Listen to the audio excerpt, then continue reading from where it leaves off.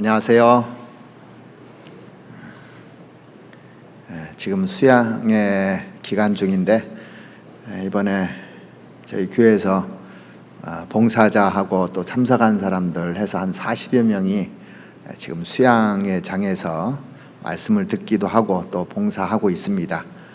그리고 중고등부 수련회가 어제부터 오늘까지 이틀 동안 진행돼서 학생들 한 20명하고 교사 한 10명에서 또 한 30명 정도가 이렇게 그쪽에 또 빠졌습니다. 그래서 오늘 좀 자리가 많이 여유가 있죠. 그리고 원래 제가 오늘 설교가 아닌데 이준민 목사님이 원래 오늘 설교하셔야 되는데 코로나가 걸리셔가지고 기침이 너무 심해서 제가 오늘 또 대신 나왔습니다. 3주 연장 보니까 좀 그렇죠. 아무튼 지금 이 시간에 하계 수양회장에서 오늘 복음의 말씀이 또 전해지고 있으니까 기도해 주시고 함께 할 수 있기를 바랍니다. 같이 잠깐 기도드리겠습니다. 은혜와 사랑이 충만하신 우리 아버지 하나님, 하나님께서 우리를 얼마나 사랑하시는지 우리 영혼을 위해서 예수 그리스도를 이 땅에 보내주시고 주님이 우리의 모든 죄를 담당해 주시기 위해서 십자가에서 피 흘려주시고 또 그로 말미암아 우리에게 소망을 주신 주님 너무나 감사드립니다. 오늘 구원받은 우리 형제자매님들 주일을 맞이해서 같이 함께하고 있습니다. 이 시간 말씀을 통해서 하나님께서 우리에게 나타내 주시고자 원하시는 그 말씀을 주시리라 생각합니다. 우리가 그 말씀을 듣고 힘을 얻고 또 소망을 가지고 또 이 땅에서 사는 목적을 분명히 하고 살아갈 수 있도록 하나님 도와주시옵소서. 지금 이 시간에 공주 갈릴리 수양관에서 축의 수양의 복음 말씀이 전해지고 있습니다. 이 말씀을 듣는 영혼들, 이 말씀을 듣고 깨달아서 다 구원받을 수 있도록 하나님 도와주시옵소서. 그곳에서 봉사하는 우리 형제자매님들 손길도 주님이 함께해 주셔서 이 봉사하는데 어려움이 없도록 도와주시옵고 즐거운 마음으로 주님을 섬길 수 있도록 하나님 도와주시옵기를 바랍니다. 우리에게 남은 기간이 얼마 남지 않은 이 마지막 시대에 우리가 이 땅에 지금 존재하고 있는 목적이 뭔지를 늘 생각하고 하루하루 주님이 주신 이 날을 헛되이 보내지 않고 충성되이 살아갈 수 있도록 주님 도와주시옵기를 바랍니다. 우리 중에 병으로 고생하는 형제자매님들 주님께서 그 옛날 유대 땅에서 각색 병자들을 고쳐주신 그 능력으로 그 병들을 고쳐주셔서 또 건강한 몸으로 주님을 섬길 수 있도록 도와주시옵고 마음의 고통을 받고 또 어려워하는 형제자매님들 일일이 그 마음을 굽어 살피사 그 마음을 회복시켜 주시고 또 힘을 얻고 주님을 위해서 달려갈 수 있도록 주님 도와주시옵기를 바랍니다.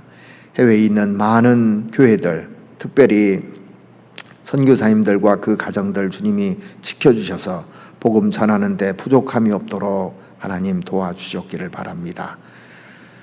오늘 이 시간도 주님이 저희들에게 꼭 필요한 말씀으로 공급해 주시고 우리가 은혜 받을 수 있는 시간이 될 수 있도록 도와주시옵소서. 우리를 사랑하시는 우리 구주 예수 그리스도 이름으로 기도드렸습니다. 아멘. 성경 찾으시겠습니다. 사도행전 8장을 보시겠습니다.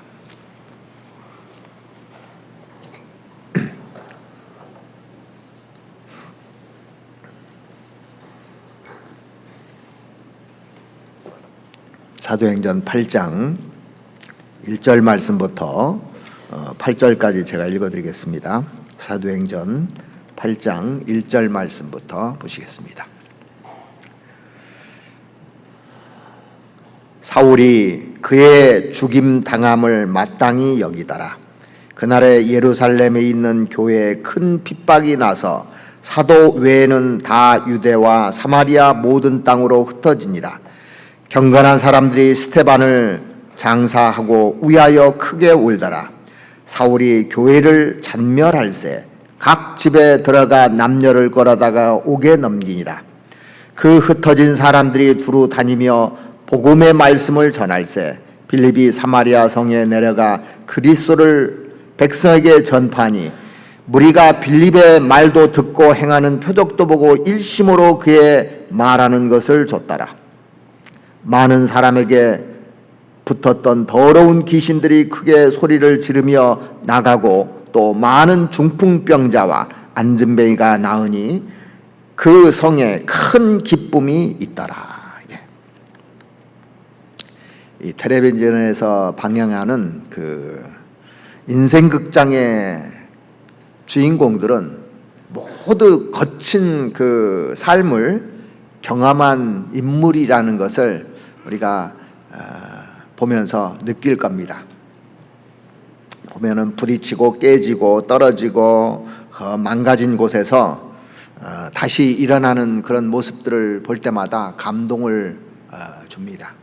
고통은 인간에게 해를 주는 것이 아니라 덕을 주는 겁니다. 사실은요. 우리가 그 아플 때 아프지 않는다고 하면 큰 병이 되는 겁니다. 사실은요. 그래서 아플 때 빨리 예방을 하든지 아니면은 이미 아팠으면은 그걸 치료하라고 사인을 주는 것이 얼마나 큰 축복입니까? 문둥병은 자기 살이 떨어져 나가도 모르는 그런 무서운 병이잖아요. 그렇듯이 고통을 준다는 것은 다른 말로 말하면 축복이라고 해도 틀리지 않을 겁니다. 그래서 고통은 큰 우리에게 은혜입니다. 사실은요. 인생이 아름다운 것은 고통이 있기 때문에 아름다운 겁니다. 여러분들 지금 그 고난 때문에 낙심한 상태에 있습니까? 욥기에 보면 그 욥은 이렇게 얘기합니다. 인생은 고난을 위해서 났나니 불티가 위로 나름 같으니라 그랬습니다. 인생은 고난을 위해서 났다고 그랬습니다. 고난받는 것이 내게 유익이라. 이로 말미암아 내가 주의 율례를 배우게 되었느니라. 우리가 고난이 없었더라면 구원을 받았겠는가 생각하면 오히려 고난은 은혜고 축복이라는 것을 한 번쯤 다 생각을 해보셨을 겁니다. 그럼에도 불구하고 고난이 온다고 하면 좋아하는 사람이 있을까요? 자처하는 사람이 있을까요? 그러진 않은데 지나고 나서 그것을 다 이기고 나면 이것이 은혜고 축복이라는 것을 다 경험합니다. 그래서 사람이 이 땅에 살면서 다 수고하게 만들어 놨어요. 그래서 전도사의 그 솔로몬 왕은 사람이 해 아래서 수고하는 그 모든 수고와 마음에 애쓰는 것의 소득이 무엇이냐 그랬습니다. 그러니까 사람이 수고하고 애쓰게 돼 있습니다. 일평생에 근심하며 수고하는 것이 슬픔뿐이라. 그 마음이 밤에도 쉬지 못하나니 이것도 헛되도다. 그래서 인생을 보면은 계속 수고의 연속입니다. 우리가 편안하면 좋을 것 같잖아요. 편안하면 사람이 풀어지게 돼 있어요. 오히려. 그리고 힘이 안 생깁니다. 편안한 것이 그래서 좋은 것만은 아닙니다. 그래서 성경에 있는 이 고생하고 수고하는 이런 말씀들 그 뒤에 숨은 비밀이 들어있어요. 숨은 비밀. 그 뒤에는 축복이 들어있다는 것을 여러분들 다 성경을 통해서 확인해 볼 수 있었을 겁니다. 히브리서 11장에 보면 믿음장이라고 하는데 그 믿음에 그 기록된 사람들의 삶을 보면은 전부 다 고난의 연속이었고 고난을 극복한 사람들이 받는 축복에 대해서 기록해 놓은 겁니다. 자, 남이 병을 앓든지 안 그러면 그 이웃집에서 죽음이 왔다고 생각하고 있어요.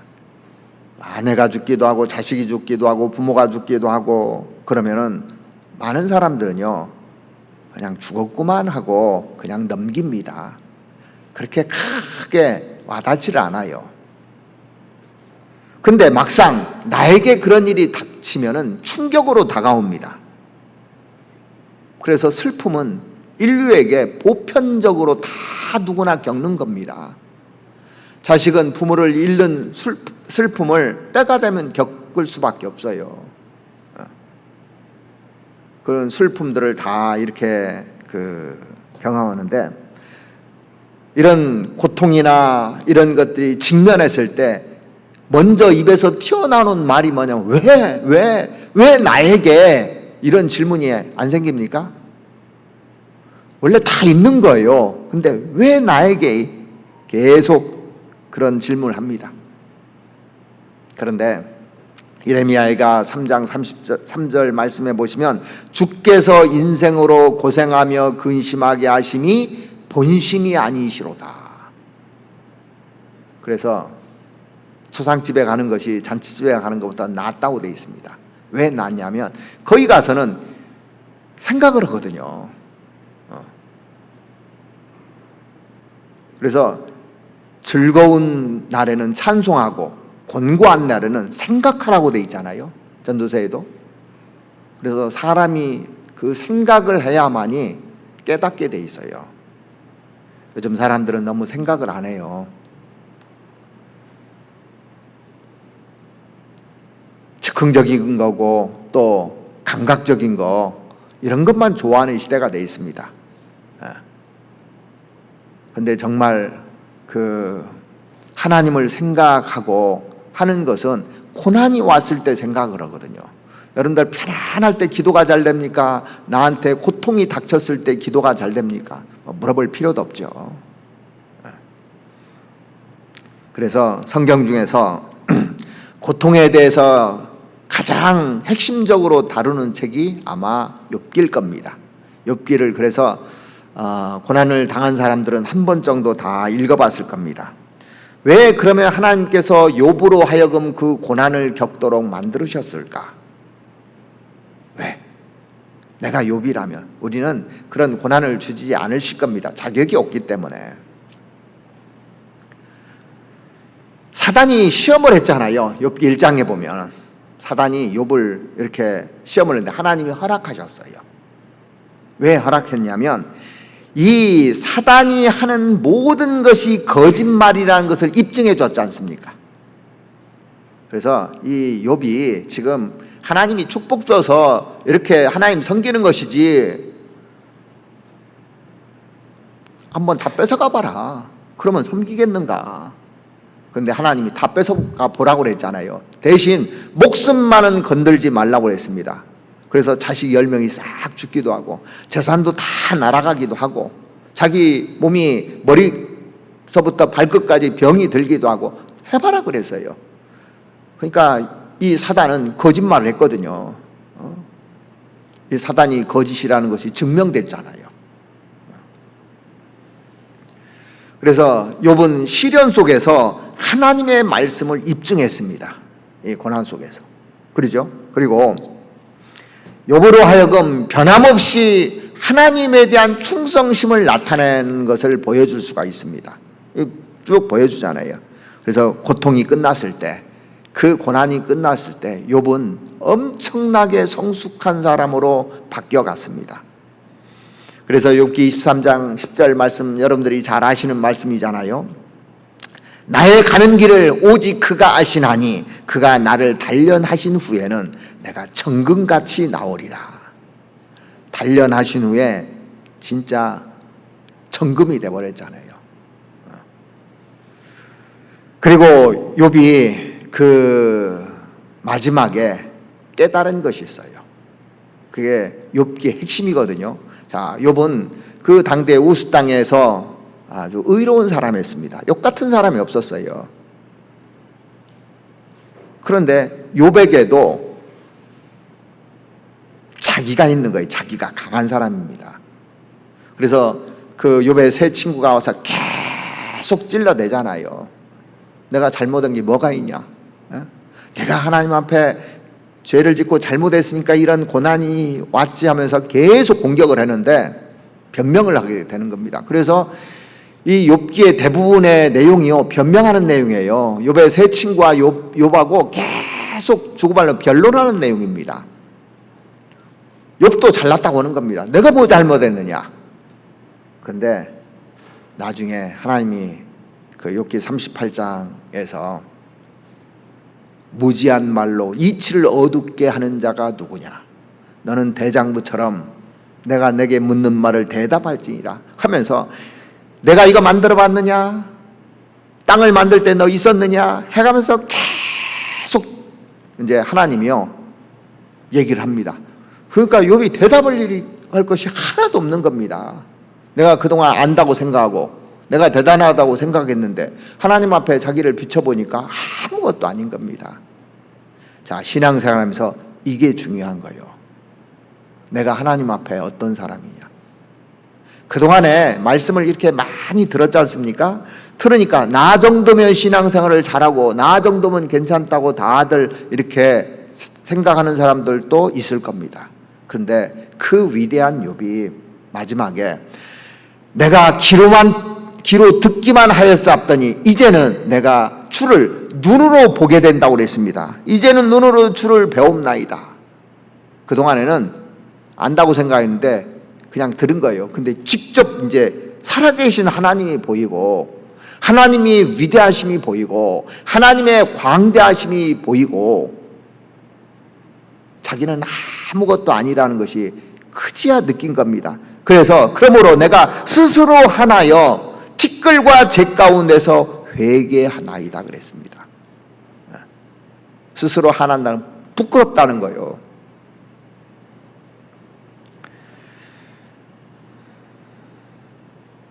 자, 하나님을 알면요 우리가 불평을 늘어놓는 대신 스스로 부끄러워할 수밖에 없다는 것을 깨달아요. 진짜 하나님을 알면요. 자, 욥기 42장을 한번 보시겠습니다. 여기 표시해 놓으시고 욥기 42장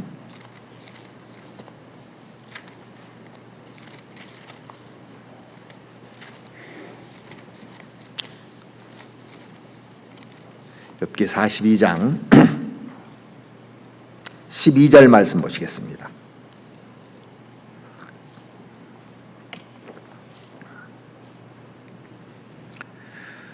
여호와께서 욥의 모년에 인생의 후반부의 얘기입니다. 모년이란 것은 복을 주사 처음 복보다 더하게 하시니 그가 양 1만 4천과 약대 6천과 소 1천결이와 암낙이 1천을 두었고.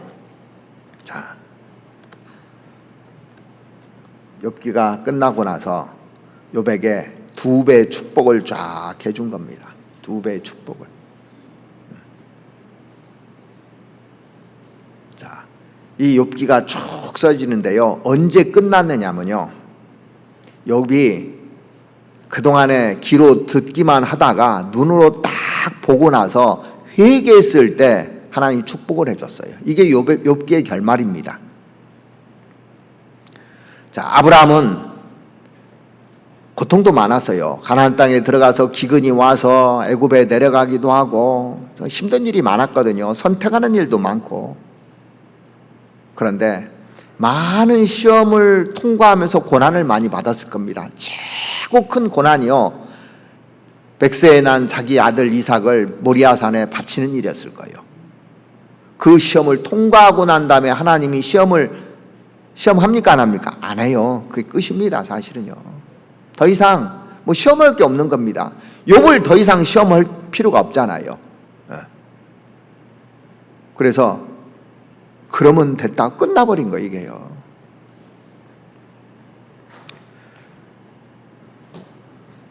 욥기의 그 마지막 장은 고난을 겪고 난 이후에 뭐가 따라오는지를 우리에게 보여주는 장입니다. 뭐가 따라왔습니까? 축복이 따라왔다는 거예요. 고난을 겪고 나면은 은혜와 축복이 늘 함께 한다는 것을 성경은 가르쳐 줍니다. 그래서 이 고난이 얼마나 축복과 연결되어 있는지 우리가 깊이 생각해 봐야 됩니다. 그런데 사람들이 고난받는 것을 싫어하고 고난을 자꾸 피하려고 그러고 우리 속된 말로 그러잖아요. 무슨 일을 시키면 뺀질뺀질한다고. 축복받는 길이 아닙니다, 사실은요.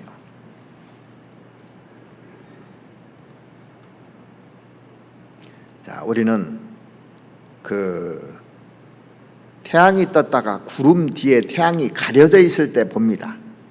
근데 그 구름 뒤에도 태양은 찬란하게 비치고 있어요. 그죠?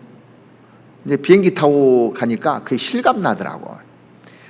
땅에서는 구름이었어요. 구름에 태양이 안 보이는데 구름층을 딱 통과하고 나면 태양이 떠 있어요.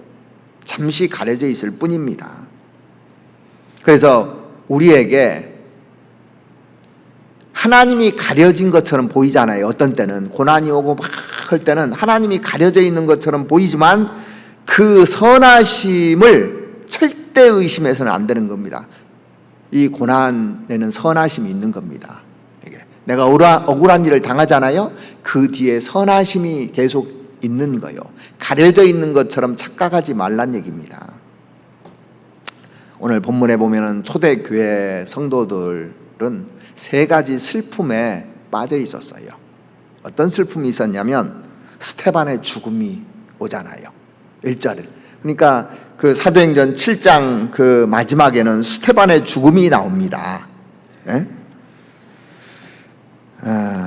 사도행전 7장 한번 보시죠.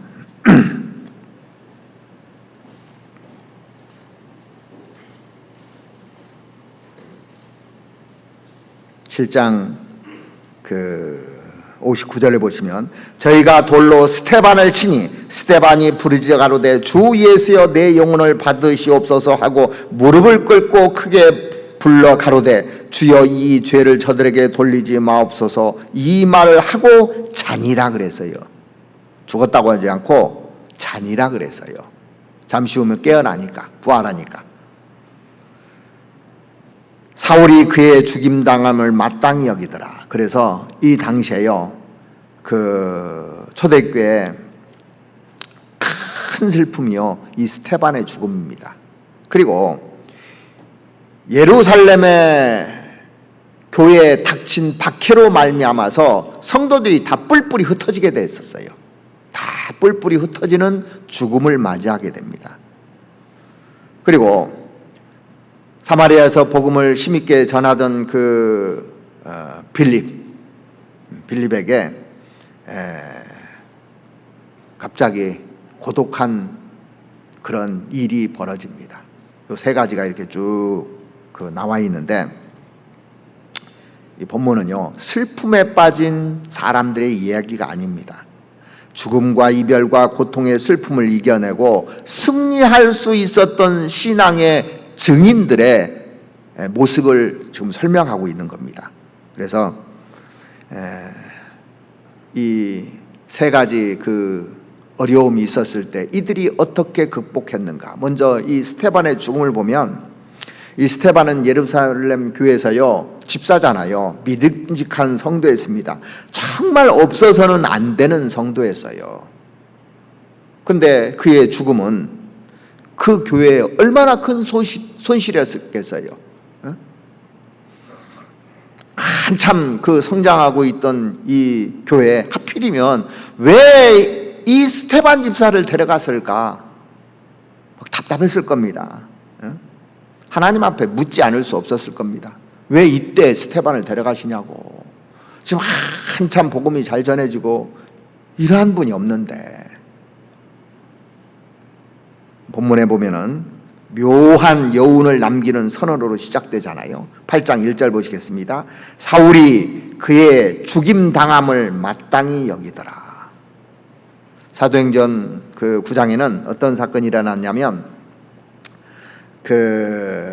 스테반이 죽은 것이 마땅하다고 생각했던 사울이 다메섹 도상에서 예수님 만나서 구원받는 사건이 사도행전 9장에 나와요. 이 다음 장. 그래서 살인자 사울이 이제 예수님께 붙들려서 복음 전하는 사울로 바뀌는 장면이 사도행전 9장입니다. 그러니까 스테반이 퇴장하고 사울이 등장하는 거예요. 이게 장면이 싹 바뀌어지는 겁니다. 스테반의 그 장례식 때 이런 추도사를 했을 수도 있습니다. 이 스테반의 자리를 메울 수 있는 사람은 없습니다. 이 위대한 그 스테반이 죽었는데 이 사람을 대신할 사람이 없습니다. 이렇게 축사할 수도 있잖아요. 그런데 그렇지 않아요. 스테반 자리를 더 위대한 사람이 메꿨어요. 사도 바울. 스테반하고 비교가 안 되는 사람입니다. 그래서 이걸 보면서 교회는 그 사람이 아니면 안 된다. 그거 없더라고요. 더 다른 사람을 준비해 놔요. 하나님은 손해보시는 분이 아닙니다. 그러면 스테반의 그 죽음이 헛된 죽음이었을까요? 절대 헛된 죽음이 아닙니다. 사도 바울이요, 스테반의 죽음을 봤을 겁니다. 스테반이 하는 말을 들었어요. 사랑하고 용서하는 말을 하고 죽잖아요. 다시 한번 보면은 59절에 7장 59절에 저희가 돌로 스테반을 치니 스테반이 부르짖어 가로되 주 예수여 내 영혼을 받으시옵소서 하고 무릎을 꿇고 크게 불러 가로되 주여 이 죄를 저들에게 돌리지 마옵소서 이 말을 하고 자니라. 그러니까 진짜 이 사람이 어떻게 죽었는지 어떤 말을 했는지 옆에서 있었으니까 사도 바울은 들었을 겁니다. 보았어요. 이런 말을 할 수가 없거든요. 스테반이 잘못한 것도 없는데 돌로 때려 죽이는데 저들을 용서해 달라고. 이게 딱 마음에 심겨지지 않았을까요? 이 스테반의 죽음이 사도 바울을 회개할 수 있게 만든 그런 기회가 됐을 수도 있었을 겁니다. 아마. 그래서 우리가 장례식 때 가면 사람들이 변하는 사람들이 간혹 있잖아요. 그의 죽음을 보면서. 그래서 하나님은 모든 것이 합력해서 선을 이룬다고 그랬는데 결말을 딱 보면요, 그게 맞은 거예요. 스테반의 죽음이 결코 우연일까요? 그러지 않습니다. 분명히 뜻있는 죽음입니다. 뜻있는 죽음이에요. 자, 당장 보면은 슬프잖아요. 그런데 시간이 지나서 보면 이 사도 바울이 역사하는 걸 쭉 보면서 그게 그냥 죽은 것이 아니구나. 이걸 알 수가 있는 겁니다. 그 다음에 예루살렘 교회에 핍박이 와서 성도들이 다 터진 겁니다. 자, 우리가 이렇게 교제를 즐겁게 하고 있는데 핍박이 와서요, 싹 못 모이게 했다고 합시다. 제가 이제 중국 선교를 오랫동안 이제 쭉 하면서요, 하얼빈 교회를 맡아서 처음에 한 60명 이렇게 시작을 해서 100명 해서 나중에 600명까지 교회당을 해서 모였는데 핍박이 와서요, 교회당을 폐쇄시키고 탁 터져버렸어요. 초대교회 모습이 생각나더라니까요. 안타까운 겁니다. 그래서 가정에서 이렇게 자기들끼리 모이는 거예요. 지금도 그럴 겁니다. 자, 여기 사도행전 8장 1절부터 보시겠습니다.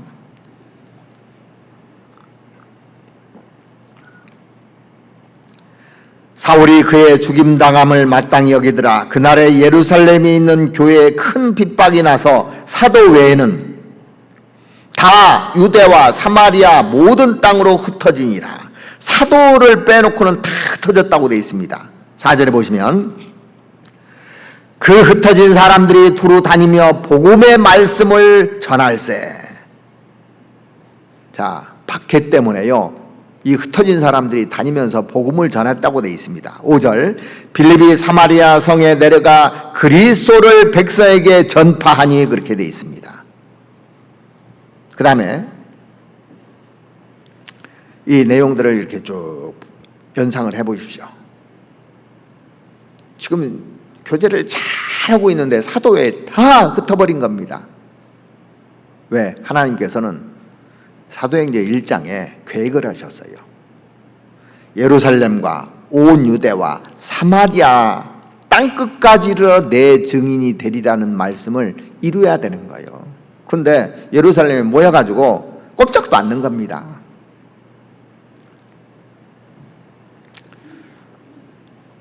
보면은 흩어지게 한 이유가 있어요. 왜 흩어지게 했냐면 우리끼리 좋다고 하고 있는, 전도하기 싫어서 흩어지지 않는 겁니다. 전도하기 싫으니까. 전도하면은 거기에 수반되는 것이 뭡니까? 고통이잖아요. 그러니까 우리끼리 모여 있는 게 재미있는 거예요. 모여 있는 것이.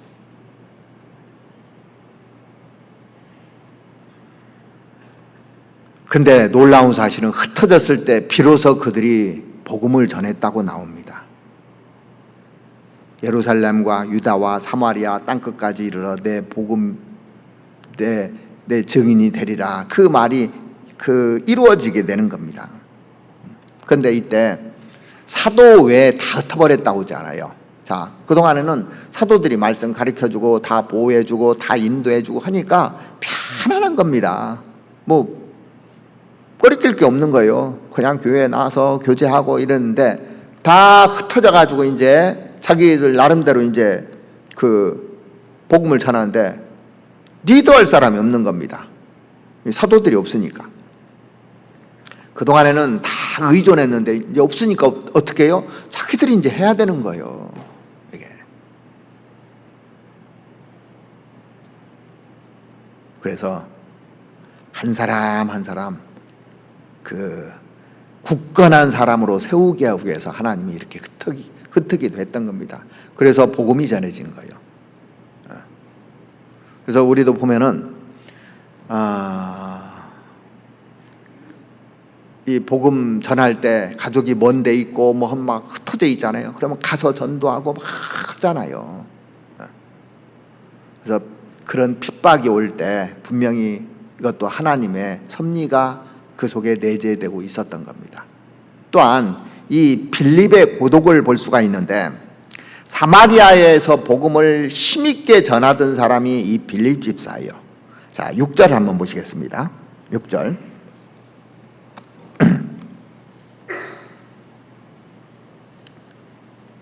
5절부터 보시겠습니다. 빌립이 사마리아 성에 내려가 그리스도를 백성에게 전파하니 무리가 빌립의 말도 듣고 행하는 표적도 보고 일심으로 그의 말하는 것을 좇더라.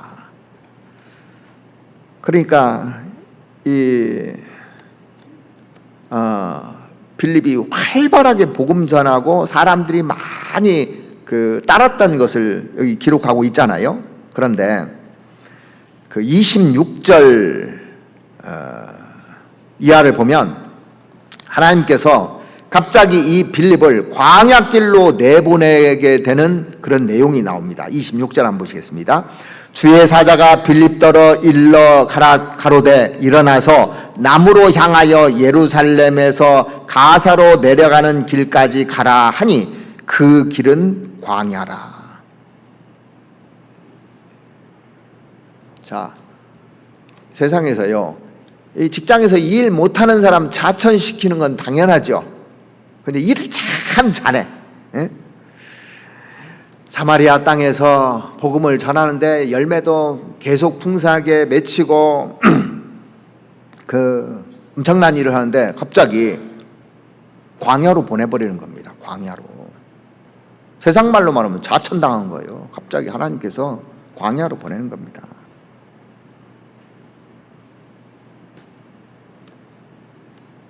자, 그동안은 사마리아 땅에서 물 만난 고기처럼 열심히 그냥 살았는데 이제 물이 없는 곳으로 보내니 갑갑하잖아요. 얼마나 힘들겠습니까? 광야라고 했어요. 광야. 그 길은 광야라. 광야는 고독한 길입니다. 우리가 사람이 고독할 때가 언제인지 한번 생각해 보세요. 자기가 일을 열심히 정말 잘하던 사람이 갑자기 자기를 잃어버리면요, 고독해져요.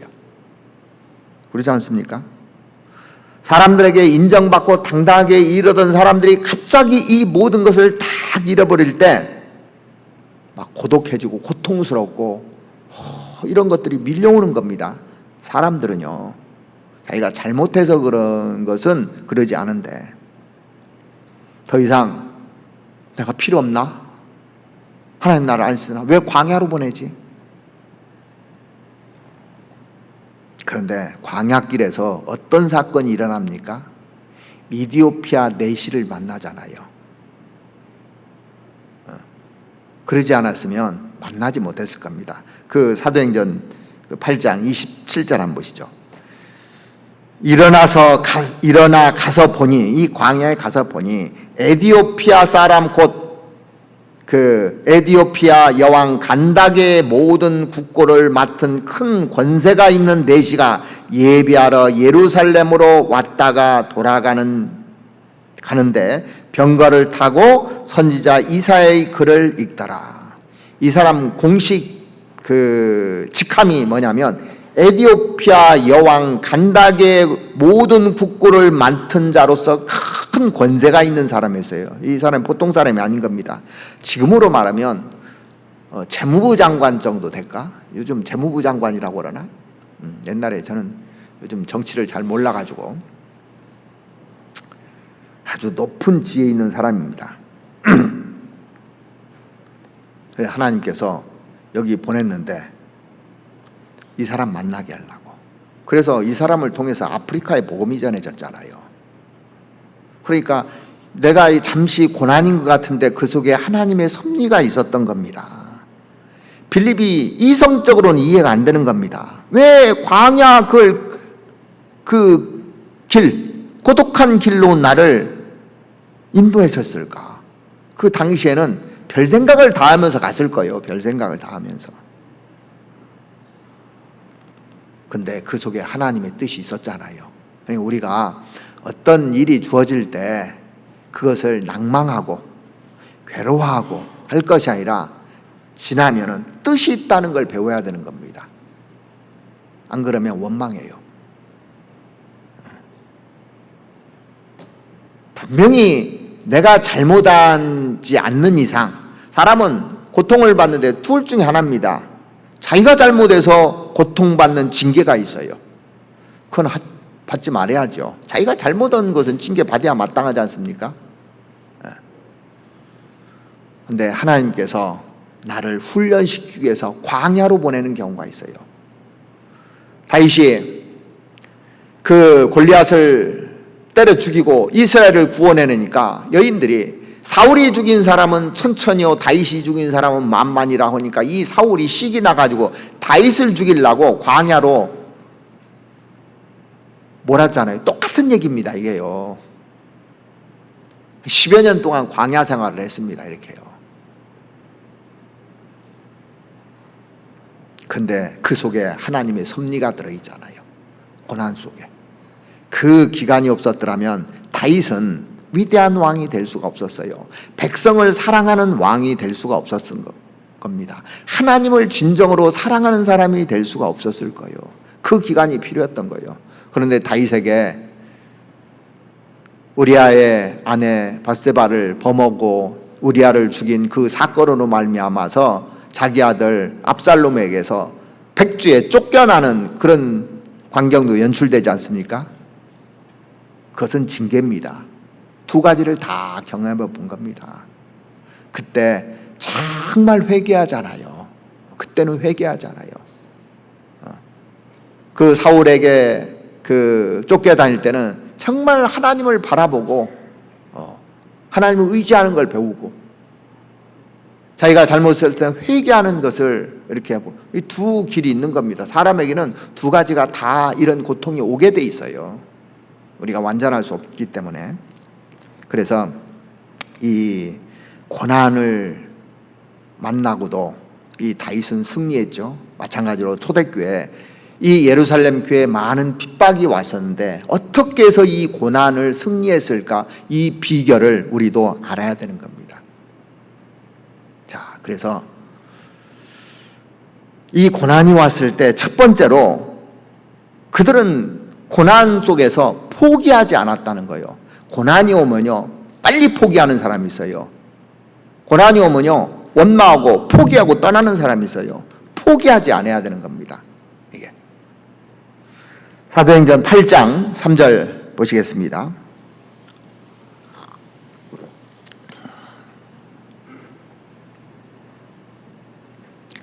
사울이 교회를 전멸할새 각 집에 들어가 남녀를 끌어다가 옥에 넘기니라. 자, 집집마다 명부를 가지고 다니면서 그리스도인을 잡아내는 거예요. 그래서 잡힌 사람 전멸했다고 돼 있어요. 거기에 주인공이 누굽니까? 이 사울이에요, 사울. 나중에 사울 이름을 바울로 바꿔주죠. 바울이 그랬던 겁니다. 전멸이라는 단어는 원래 멧돼지 사냥할 때 쓰는 단어예요. 그래서 멧돼지 사냥하듯 딱 잡아다가 옥에 딱 툭 시켜서 그 잔인하게 죽였던 겁니다. 그러니까 예루살렘 성도들이 예수 믿는데 얼마나 불안했을까요? 지금 우리 시대 때 그렇게 예수 믿는 사람들 잡아다 죽인다면 얼마나 불안할까요? 응? 사도행전 7장 57절 한번 보시겠습니다. 57절. 저희가 큰 소리를 지르며 귀를 막고 일심으로 그에게 달려들어 성 밖에 내치고 돌로 칠세 증인들이 옷을 벗어 사울이라 하는 청년의 발 앞에 두니라. 스데반을 죽이는 장면이잖아요. 스데반이 잡힌 거예요 이제. 그러니까 어떻게 했느냐, 저희가 큰 소리로 소리를 지르며 귀를 막고 일심으로 그에게 달려들어, 스데반에 달려들어 성 밖에 내치고 돌로 다쳤다는 얘기입니다. 증인들이 옷을 벗어 사울이라 하는 청년을 발 앞에 딱 뒀습니다. 이렇게.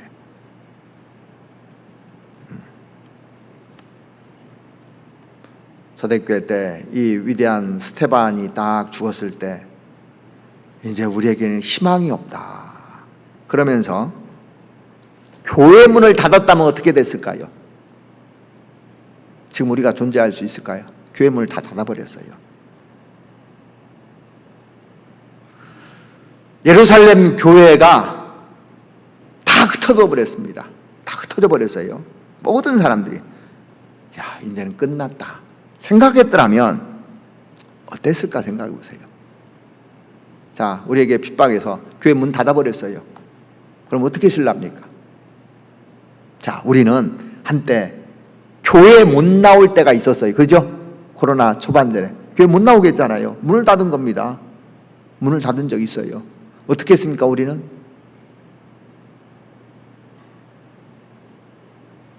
다 교제했잖아요. 에? 초대교회 당시에는 컴퓨터가 없어서 그렇게는 못했을지라도 집집마다 모여서 또 교제하고 가서 흩어진 데 가서 교제를 했던 겁니다.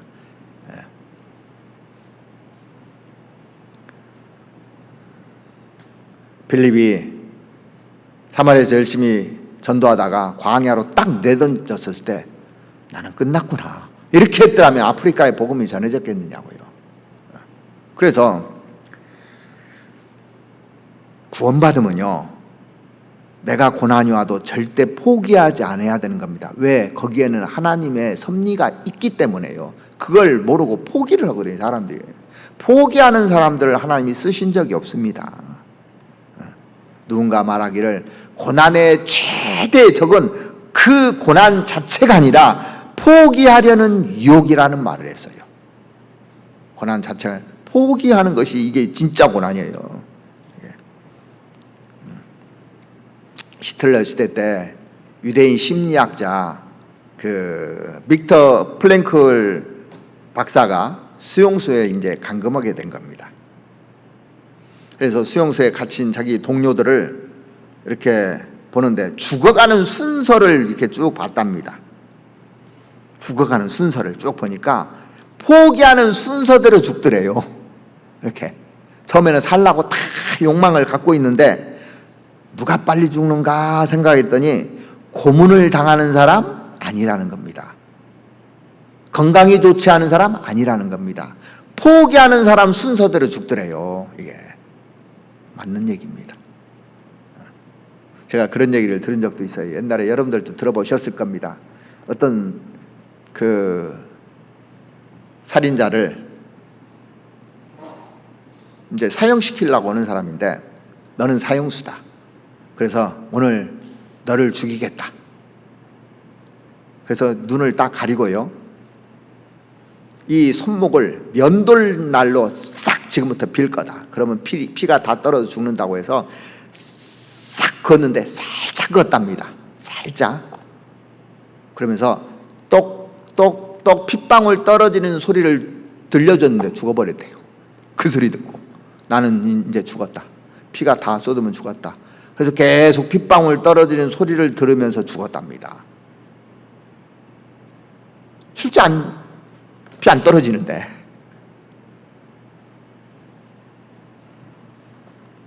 초대교회 그리스도인들은 하나같이 포기하지 않았습니다. 그래서 우리에게 고난이 오잖아요. 포기하지 마십시오. 어려움이 오잖아요. 그 섭리가 들어있어요. 포기하지 마십시오. 고난이 오히려 믿음을 만들어낸다는 사실을 기억해야 되는 겁니다. 참된 믿음은 고난 속에서 주님을 사랑하고 또 주님을 신뢰하는 그런 믿음을 성장시키는 것이 고난이거든요. 고난은 뭐라고 되어 있습니다? 연단을 그랬어요.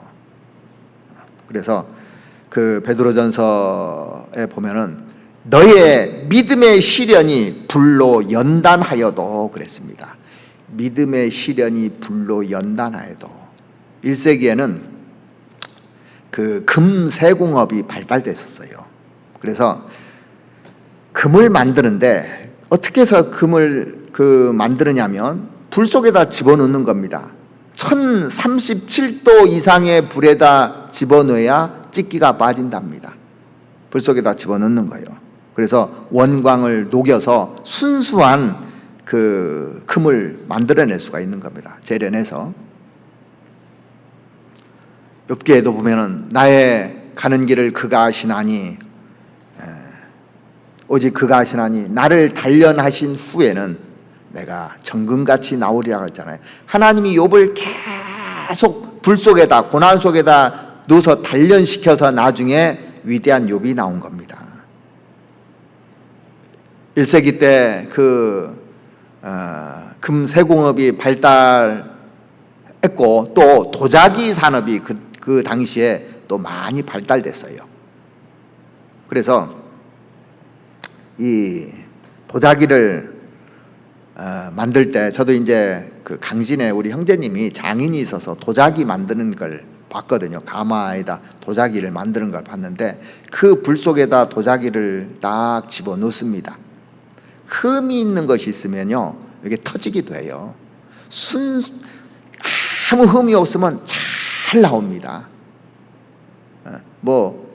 이 안 좋은 물질이 들어있으면 거기서 터진답니다. 이게요. 그래서 불을 잘 통과한 도자기, 그게 진짜잖아요. 그래서 잠언 25장 4절 말씀해 보시면 은에서 찢기를 제하라 그리하면 장색에 쓸만한 그릇이 나오리라 그랬습니다. 찢기가 제어져야 사람을 쓰는 겁니다. 하나님이요. 그래서 고난 속에서 그 찢기를 하나님께서 계속 빼는 겁니다. 그래서 인생에서 고난을 준 것은 내가 강하기 때문에 고난이 온 거예요. 내가 뺄 것이 있기 때문에 사람들을 붙여서 자꾸 나에게 고난을 주는 거예요. 나에게 찢기가 있기 때문에. 근데 그걸 못 알아먹어요. 알아야 되는데 빨리. 왜 이 사람을 나 붙여줬을까? 찢기가 있어서 그래요. 나 좀 놔두지. 왜 이렇게 괴롭게 할까? 불 속에서 연단시켜야 내가 그릇이 되고 하나님이 쓰실 수 있기 때문에 그런 겁니다. 그래서 그런 사람들을 감사하게 생각해야 되는 겁니다. 사실은요. 베드로전서 1장 6절 말씀에도 보면 그러므로 너희가 이제 여러 가지 시험을 인하여 잠깐 근심되게 되지 않을 수 없으나 그랬습니다. 여러 가지 시험들을 하나님이 준비해 놓고 계셔요. 어떤 분이 그러더라고요. 저는 별로 시험이 없는데요. 제가 그래서 뭐라고 했냐면 조금만 기다려 보세요. 조금 기다리면 반드시 시험이 올 겁니다. 신앙생활 잘 해보세요. 그러면 고난이 올 겁니다. 신앙생활 그냥 왔다 갔다 오고 뺀질뺀질하게 해보십시오. 고난 없을 겁니다. 대신 하나님이 안 쓰실 겁니다. 그랬어요. 정답입니다. 하나님이 시험을 하시는 데는 목적이 있어요. 금보다 더 귀한 믿음으로 나를 연단시켜서 하나님께서 나를 쓰시기 위해서 그런 많은 그런 고난을 준다는 것. 그래서 고난 뒤에는 하나님의 섭리가 들어있는 겁니다. 베드로전서 1장 한번 보시죠. 베드로전서 1장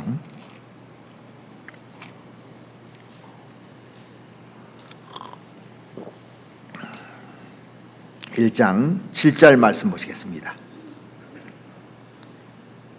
6절부터 보시겠습니다. 그러므로 너희가 이제 여러 가지 시험을 인하여 잠깐 근심하게 되지 않을 수 없었으나 오히려 크게 기뻐하도다. 너희 믿음의 시련이 불로 연단하여도 없어질 금보다 더 귀하여 예수 그리스도에 나타나실 때 칭찬과 영광과 존귀를 얻게 하려 함이라. 순금처럼 우리 믿음을 진짜 믿음으로 연단하기 위해서 바로 주님께서 우리에게 고난을 허락하시는 겁니다. 주님 앞에 섰을 때 칭찬과 영광과 존귀를 얻기에 합당한 사람으로 세워주기 위해서 하나님께서 이런 고난을 주신 겁니다. 그러니까 고난이 오면요 포기하지 말아야 됩니다. 위대한 믿음 뒤에는 큰 싸움이 있었어요. 다요. 그 히브리서 11장에 나오는 위대한 사람들의 믿음 뒤에는 다들 큰 싸움들이 있었습니다.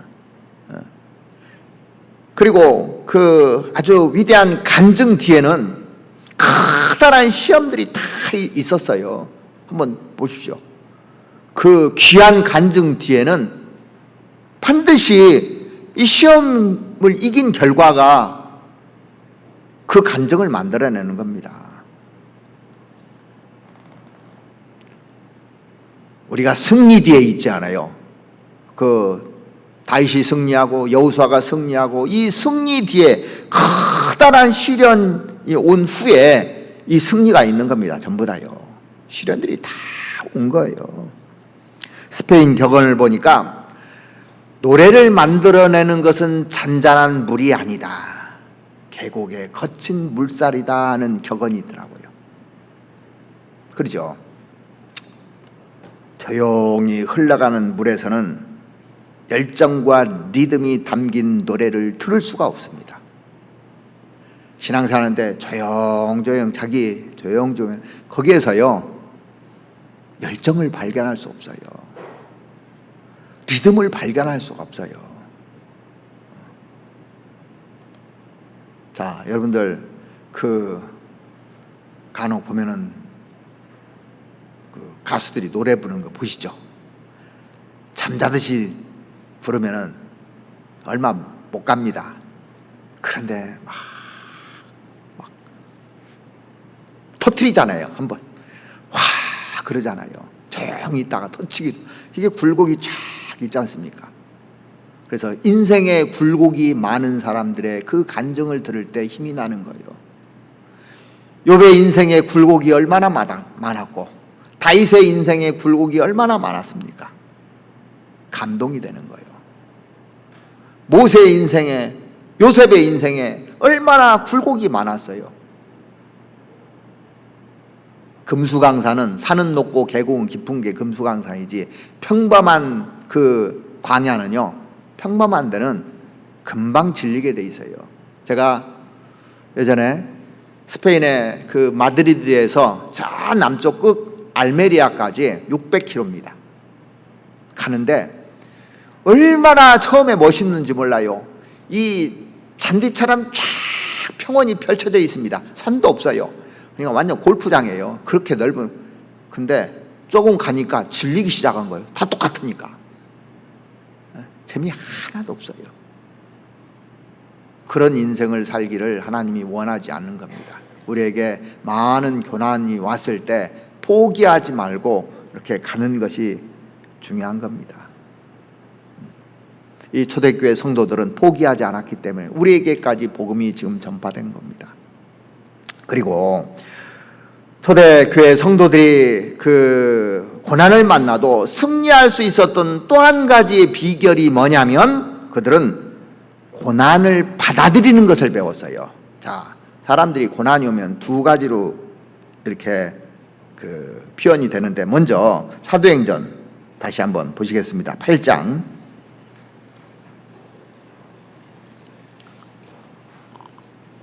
2절 말씀 보시겠습니다.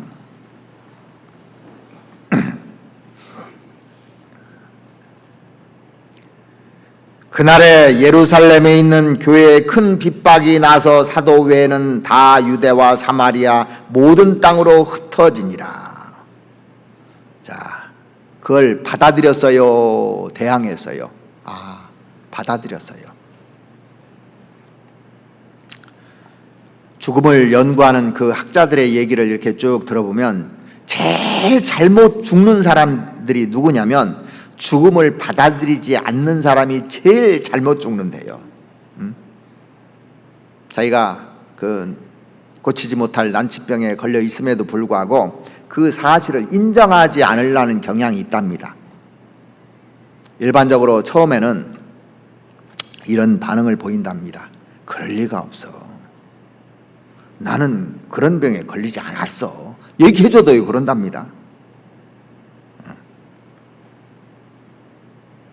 그러면서 이제 시간이 지나면서 원망하기 시작한대요. 아내 때문에 내가 이 병이 걸렸다고, 아내가 인스턴트 식품 줘서 내가 이렇게 병이 걸렸다고 이제 원망할 대상을 찾는답니다. 그동안 잘 먹어놓고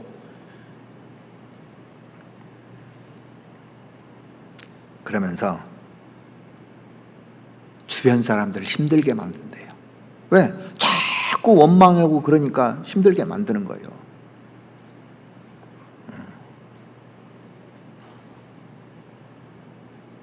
그런데 정말 잘 죽는 사람들은 준비를 잘한답니다. 준비를 딱 한대요. 자, 구원받은 사람이 이제 제가 죽는 모습들을 이렇게 그 주님 앞에 주님이 불러서 가는 모습들을 보면은 준비들을 하시더라고. 그래서 불러다가 복음 전하고 자식들에게 또 아내에게 남편에게 부모에게 아는 사람들 불러다가 얘기도 하고 뭘 어떻게 하라고 그러고 신앙의 유언도 남기고 나는 걱정하지 말라고 해가면서 준비를 쫙 하는데 편안하게 다 돌아가시는 거예요. 그러니까요. 그래서 구원받은 사람이 어떤 어려움이 오면 잘 받아들여야 되는 겁니다. 초대교회 성도들은요, 원망하지 않았어요. 거기에 그런 언어가 나오지 않습니다. 자, 우리가 갑자기 병이 들 수도 있잖아요. 그럴 수도 있지. 하나님이 여기까지 허락하셨나 보구나. 이런 사람이 있고, 왜 나에게? 왜 하필이면 나에게? 지금 이때가 아닌데. 이게 믿음의 차이입니다. 옛날에 그 윌리엄 부스가 그랬는가요? 이제 열심히 전하다가 나중에 눈이 안 보이게 돼 있어요. 의사가 아들에게 얘기해 준 겁니다. 그래서 아버지에게 이제 얘기를 해 주니까 이제 윌리엄 부스가 이제 앞으로 안 보인다고 그러지? 걱정하지 마. 안 보이는 눈으로 내가 할 일이 뭔지 내가 찾아볼게. 앞에 안 보이면 어떻게 합니까? 할 일이 기도할 수 있고 교회를 위해서 또 구원받지 않은 사람을 위해서 할 일이 있잖아요. 그래서 이걸 잘 받아들이는 것이 이게 믿음의 사람들입니다. 우리는 슬픔이 오게 돼 있고 살다 보면 어려움도 오게 돼 있고 죽음도 겪게 돼 있고 내 주위에 있는 사람들 죽음도 겪게 돼 있고 여러 가지 것들을 겪게 돼 있습니다. 하나님이 허락하지 않으면 그렇게 될 수 있는 게 아닙니다. 야고보가 제일 먼저 순교당했잖아요. 왜 그렇게 순교시켰냐고 할 수 있죠. 요한은 제일 오래까지 살게 하고 하나님의 섭리가 그 속에 다 들어있는 겁니다. 그래서 우리가 알거니와 로마서 8장 28절 말씀해 보시면 하나님을 사랑하는 자 곧 그 뜻대로 부르심을 입은 자들에게는 모든 것이 합력하여 선을 이루느니라. 하나님 섭리가 그 속에 쭉 있는 겁니다. 참새 한 마리도 하나님의 허락하심이 없이는 떨어지지 않는다고 되어 있습니다. 우리 배우잖아요. 분명히 거기에 하나님의 섭리가 들어있는 거예요.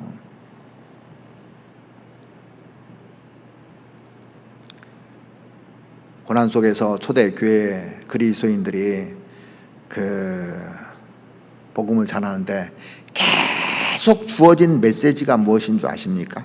사도행전 한번 찾아보시죠. 14장 사도행전 14장 22절 말씀 보시겠습니다.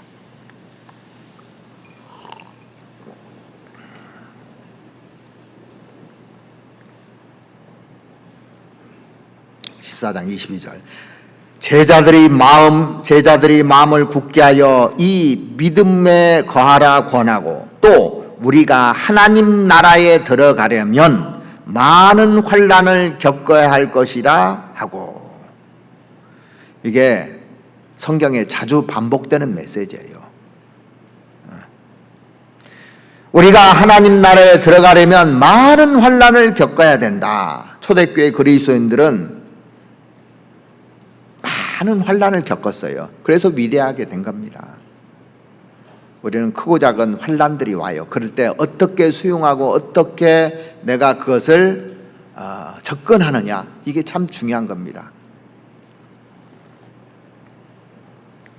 일본에 그 아오모리 현에 한 농부가 있었는데, 일본이 태풍이 많잖아요. 큰 태풍을 만나서 사과밭을 이렇게 운영하고 있는데 사과 10개 중에 9개가 다 떨어졌답니다. 그 많은 사과밭에. 다른 사람들도 다 마찬가지예요. 다 낙담하고 있었습니다. 자, 떨어진 90% 이거 보면서 낙담이 안 되겠습니까? 그런데 이 농부는요, 떨어지지 않은 사과 10%를 어떻게 할까 고민을 하기 시작했대요. 떨어진 건 포기해버리고 떨어지지 않은 사과 10%를 내가 이거 어떻게 할까? 국리 끝에 강풍에도 떨어지지 않은 사과라는 이름을 붙여서 대학 입시생들에게 그걸 팔았답니다. 합격 사과라고. 대박이 나버렸대요. 그게 10배 튀겨서 팔았답니다. 합격 사과라니까 다 사더랍니다. 그러니까 많은 사람들이 포기하고 있을 때 이 붙어있는 거 가지고 내가 어떻게 할까? 생각의 차이입니다. 이게요. 그리스도인들은 이런 생각을 가지고 있어야 되는 겁니다. 초대교회 그리스도인들이 핍박이 왔지만 그걸 다 받아들인 결과 어떻게 했습니까? 뿔뿔이 흩어져서 복음 전한 거예요. 계속. 그래서 우리는 고난이 올 때 이거를 잘 받아들이는 연습을 해야 돼요. 원망하거나 자조 섞인 언어를 가지고 얘기할 것이 아니라. 또 한 가지, 초대교회 성도들이 이 고난을 만나도 승리할 수 있었던 비결은 그들은 고난 속에서 할 일을 찾아냈다는 거예요. 할 일을 어떻게 할까? 예루살렘에서 흩어진 그 성도들이 다 곳곳에 가서 복음을 전했지 않습니까? 이 빌립이 사마리아 땅에서 이제 그 복음을 전했는데, 이 오늘 본문 한번 찾아보시죠. 사도행전 8장 4절부터 보시겠습니다. 대표적으로 이제 그 빌립이 복음 전하는 것이 쭉 나오거든요. 그 흩어진 사람들이 두루 다니며 복음의 말씀을 전할세 빌립이 사마리아 성에 내려가 그리스도를 백성에게 전파하니 그랬습니다. 6절에 보시면 그를 통해 여러 가지 표적이 일어났다고 말합니다. 무리가 빌립의 말도 듣고 행하는 표적도 보고 일심으로 그의 말하는 것을 좇더라. 7절에 보면 더러운 귀신들이 나가고 중풍병자가 벌떡 일어났다는 내용도 나와요. 많은 사람에게 붙었던 더러운 귀신들이 크게 소리를 지르며 나가고 또 많은 중풍병자와 안진뱅이가 나으니라. 8절에 그 성에 큰 기쁨이 있더라. 어디에 기쁨이 있었다고요? 큰 성에 기쁨이 있었더라. 도시가 바뀌었다는 얘기예요. 그 사마리아에 있는 이 지역이 완전히 바뀌어버렸습니다. 12절 빌립이 하나님 나라 및 예수 그리스도의 이름에 관하여 전도함을 저희가 믿고 남녀가 다 세례를 받으니, 그들이 앞다퉈서 침례받은 거예요. 침례받고 자기가 구원받은 간증들을 계속 여기저기서 하는 놀라운 사건들을 경험했을 겁니다. 그래서 예루살렘과 유대와 사마리아와 땅끝까지 계속 이렇게 복음이 쭉 전해지잖아요. 그러니까 낙심하지 않고 그냥 받아들이고 거기서 나한테 주어진 일을 열심히 하는 겁니다. 우리가 어떤 봉사를 하더라도요, 어떤 봉사를 줘도 준 것에 대해서 열심히 내가 하잖아요. 그럼 거기서 열매가 맺히게 돼 있어요. 사람들은, 세상에 많은 사람들이요, 어떤 지위를 주면 열심히 하고 어떤 지위를 주면 열심히 않고 어떤 봉사를 주면 열심히 하고 어떤 봉사를 마음에 안 들으면 안 하고, 이게 잘못된 겁니다. 하나님의 그 뒤에 섭리가 있는데 그걸 못 알아보는 겁니다. 원망하고 불평하고 하는 게 아닙니다. 이게 많은 시련 뒤에 성공하게 돼 있어요. 성경의 인물들 보면 다 시련 뒤에 성공하고, 자, 세상에서도 아버지 재산 물려받아가지고 편안하게 하는 사람들이 인생 드라마에 나옵니까? 진짜 고생하고 실패하고 또 실패하고, 실패했는데 또 일어나고 또 일어나고 또 일어나고 또 일어나고 해서 나중에 그 사람들의 그 인생 드라마가 TV에서 방영될 때 그게 감동을 주고 용기가 되고 힘이 되잖아요. 많은 사람들은요, 가진 사람이 아닙니다. 거의 그렇지 않은 사람들이에요. 그 사람들에게 희망을 주는 겁니다. 자, 예수님이 머리 좋은 사람, 대단한 사람들만 모아가지고 제자 삼고 역사를 했다면 우리는 희망이 없어요. 그런데 제일 밑바닥에 있는 사람부터 다양한 사람들을 골라서 그렇게 하나님이 쓰시는 거 보십시오. 그러니까 나도 가능성이 있는 거예요. 항상, 언제든지. 나도 얼마나 행복해요. 모든 사람에게 기회를 주시는데. 켄터키 프라이드 치킨 하면 가장 떠오르는 이미지가 뭡니까? KFC. 보면은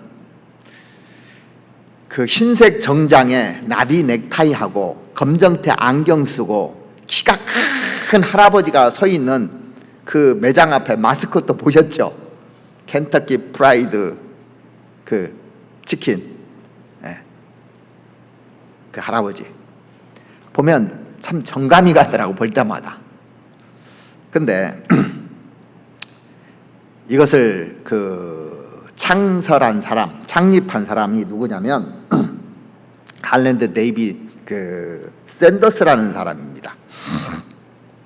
근데 보면은 환하게 웃고 있는 인자한 할아버지처럼 보이지만 그 뒤에는 실패와 좌절이 숨어 있다는 사실을 아는 사람은 별로 없어요. 얼마나 실패를 하고 얼마나 많은 좌절을 했는지 그걸 아는 사람은 없어요. 그 모습만 보는 겁니다. 이 샌더스는 1890년 그 미국 인디애나주의 3남매 중에 장남으로 태어났습니다. 6살 때 아버지를 잃었어요. 아버지가 세상을 떠납니다. 그 어머니를 대신해서 두 동생을 자기가 돌봤어요. 7살 되어서는 어지간한 요리는 다 했답니다. 7살 먹은 애가 요리를 다 한 거예요. 그래서 가정의 보탬이 되기 위해서 10살 때 농장 일을 시작하고 또 직업 군인이 돼서 이 쿠바에 가서 복무하기도 했습니다. 전역하고 나서는 조세핀이라는 그 여자와 결혼해서 일남 2녀를 이렇게 뒀는데, 처음에는 철도회사도 취직하고 또 변호사 저기도 사무실에도 나가고 보험도 하고 다양한 일을 했지만은 뿌리를 내리를 못하는 겁니다.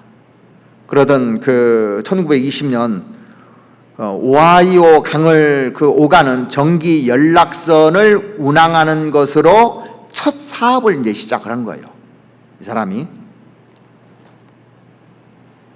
근데 다리가 생겨버린 거예요. 그 자동차가 또 등장한 겁니다. 그래서 그 사업이 실패하고 말아버렸어요. 이제 전기적으로 왔다 갔다 하는 이 배를 이용하지 않으니까.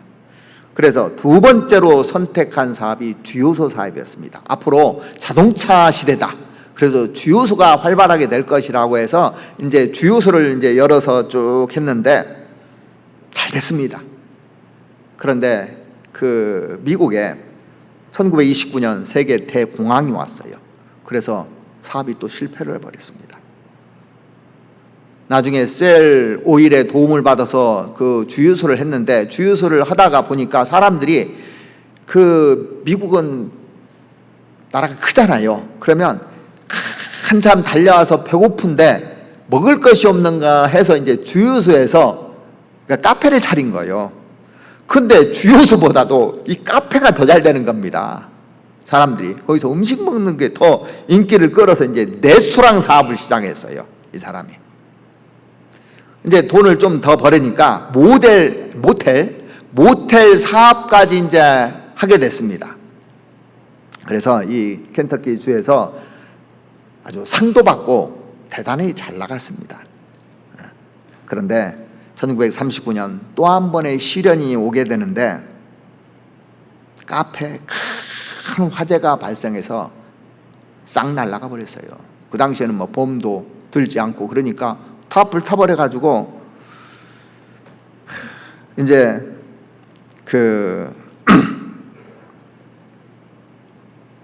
완전 망해버렸습니다. 그러다가 이제 60세가 됐는데, 이제 60세가 돼서 다시 시작한 게 뭔 줄 아십니까?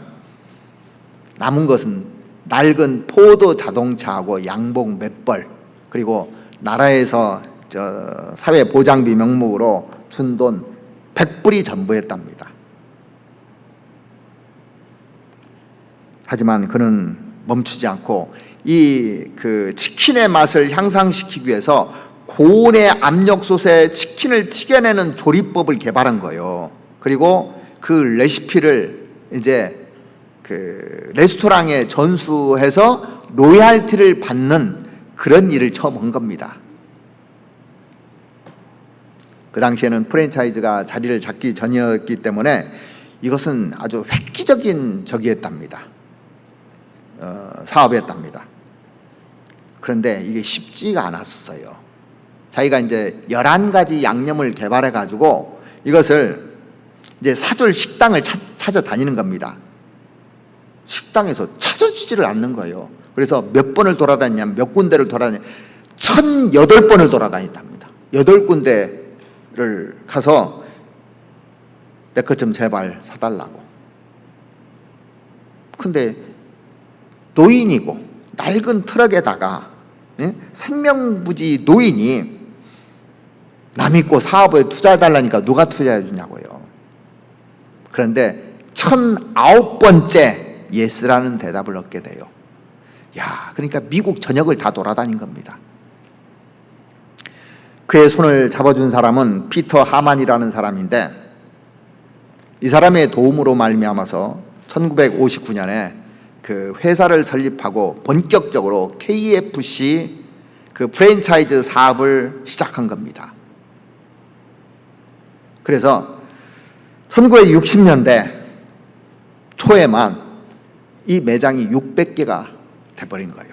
성공했어요. 그때부터 지금까지 승승장구하고 있습니다.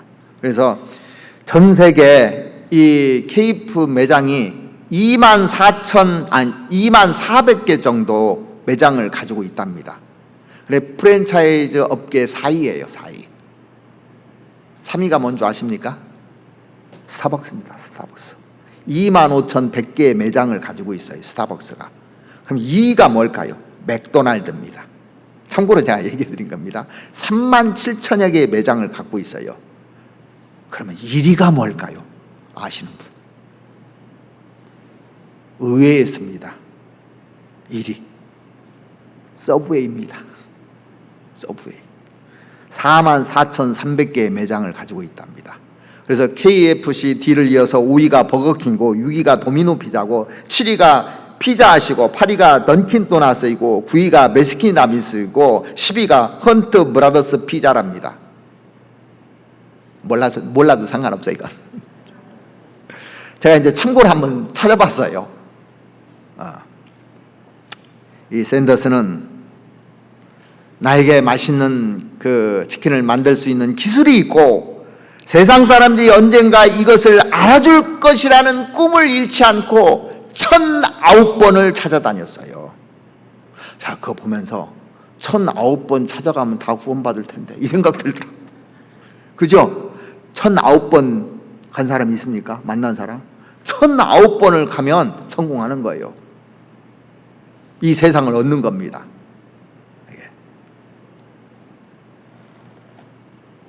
1980년 6월 그 급성 백혈병 진단을 받아서 이 샌더슨이 같은 해 12월에 90세 나이로 세상을 떠났는데 2000년에 그 미국 비즈니스 명예 전당에 올라 있어요. 그러니까 그 사람 일생을 쭉 다 보면서 감동을 받은 겁니다. 고난을 고난으로 여기고 낙심하는 사람에게는 열매 없는 고난으로 끝나지만 고난을 기회로 삼고 슬기롭게 이렇게 극복하는 사람은 풍성한 열매를 항상 주잖아요. 그래서 우리가 1,009번은 못 만나도 성공하기 위해서 내가 복음 못 전한다, 지금까지 구원받고 복음이 안 전해진다 하면 109번 가면 어떻게 될까요? 문 열어질까요? 안 열어질까요? 사업에 성공하기 위해서 그는 60세 나이에 1,009번을 갔다는 거예요. 1,009번.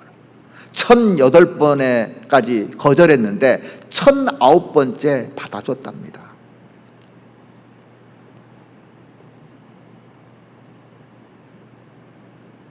어느 날 갑자기 광야에 내몰렸던 이 빌립은 이제 일이 없다고 포기하지 않았어요. 광야의 그 고독 속에서 할 일을 찾기 시작했습니다. 그리고 한 사람을 붙들고 복음을 전했는데 그게 아프리카의 복음이 전해진 거예요. 한 사람 붙들었는데. 제가 서두에 그 유대인 수용소에 갇혀 있던 빅터 플링컨이라는 박사의 얘기를 드렸는데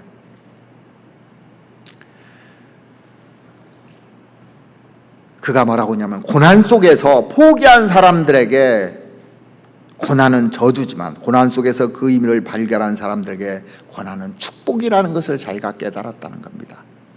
포기한 사람 순서대로 쭉 죽는 걸 보면서 그래서 내가 여기서 살아나가면 내가 보람 있는 일을 해야 되겠다, 그 생각을 했답니다.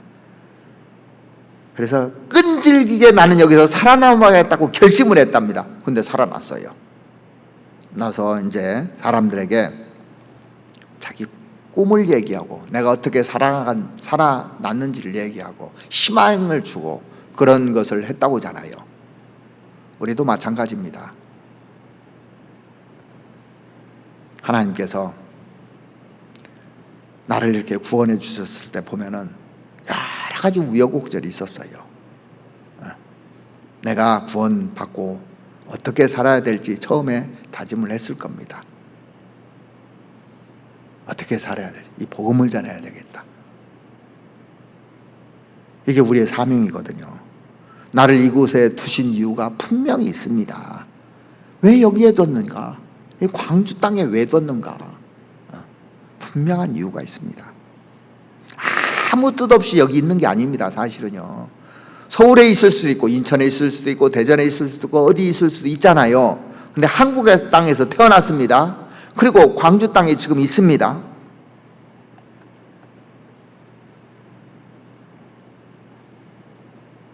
한 사람을 만나서 변화시키기 위해서 있는 겁니다. 빌립이 한 사람을 만나서 변화시켰듯이 고난받고 있다고요? 그 고난의 현장에 숨겨져 있는 비밀을 볼 수 있어야 돼요. 숨겨져 있는 비밀을 욥기에서도 보고 또 아브라함을 통해서도 보고 요셉을 통해서도 보고 다윗을 통해서도 볼 수 있잖아요. 볼 수 있어야 돼요. 심지어 우리 주위에 몇십 년 만에 구원받은 역사를 보잖아요. 이런 것들을 왜 포기합니까? 왜 절망합니까? 고통에는 분명히 뜻이 있습니다. 어쩌다 내가 이 자리에 있는 게 아닙니다. 사실은요. 그리스도는 어떤 환경, 어떤 고통, 어떤 슬픔, 그게 그냥 던져진 것이 아닙니다. 사실은요. 주님이 뜻이 있어서 이 자리에 있는 것이고, 뜻이 있어서 이 사람을 붙여준 거고, 뜻이 있어서 다 이렇게 된 겁니다. 그래서 포기하지 말아야 되는 겁니다. 그걸 받아들여서 할 일을 찾아내야 되는 겁니다. 내 할 일이 뭔지 한번 생각해 보십시오. 세상에서 제일 보람 있는 일이 뭔지 한번 생각해 보십시오. 세상에서 제일 보람 있는 일. 절대 세월 낭비하면 안 됩니다. 우리에게 무슨 사명을 주셨는지, 나를 통해서 어떤 노래를 듣고 싶은지, 하나님께서 어떤 노래를 듣고 싶으신지 생각해 보셔야 됩니다. 뭘까요? 복음 전하는 거예요. 복음 전하면 찬송이 저절로 나오잖아요. 찬송. 그래서 우리에게 하나님께서 고난을 주신 그 뒤에 반드시 섭리가 있고, 이 고난을 잘 받아들이고 또 할 일을 찾아내서 주님 오시는 그날까지 그 고난 뒤에 은혜와 축복이 있다는 걸 생각하고 자차해야 되는 겁니다. 자꾸 도망 다니려고 하면 안 돼요. 갈렙은 85세에 이 산지를 잘라고 그랬어요. 85세. 지금으로 말하면 다 은장이죠. 나 지금 아직 강건하다고, 아직 전쟁할 수 있다고, 아직 복음 전할 수 있다고. 이 갈렙을 배워야 됩니다. 또 성경의 인물들 보면서 다 교훈 받을 거예요.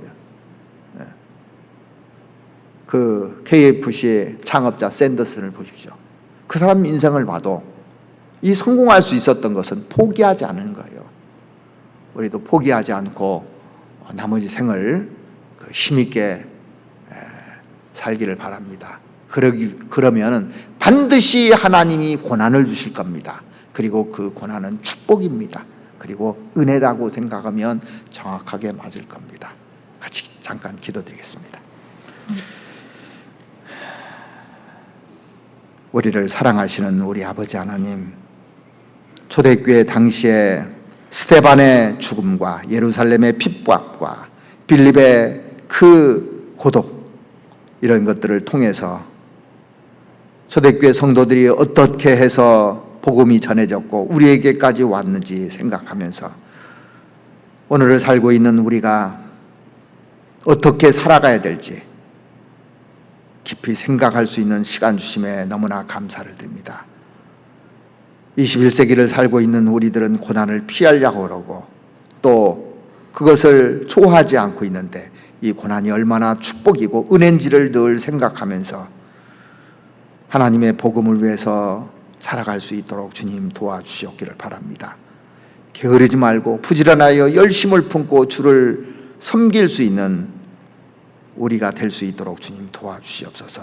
이제 남은 시간이 얼마 남지 않고 복음 전할 날도 얼마 남지 않은 이 마지막 시대에 정말 충성을 다해서 하루하루 살아가고 죽은 영혼들을 살리는데 우리가 최선을 다할 수 있도록 주님 도와주시옵소서. 지금 공주 갈릴리에서 축의 수양회가 진행되고 있습니다. 이번에 많은 영혼들 꼭 구원받고 돌아올 수 있도록 주님 도와주셨고, 봉사하는 그 손길들에도 은혜를 함께 해주셔서 즐거운 마음으로 봉사하고 돌아올 수 있도록 주님 도와주시옵소서. 우리를 사랑하시는 우리 구주 예수 그리스도의 이름으로 기도드렸습니다. 아멘. 찬송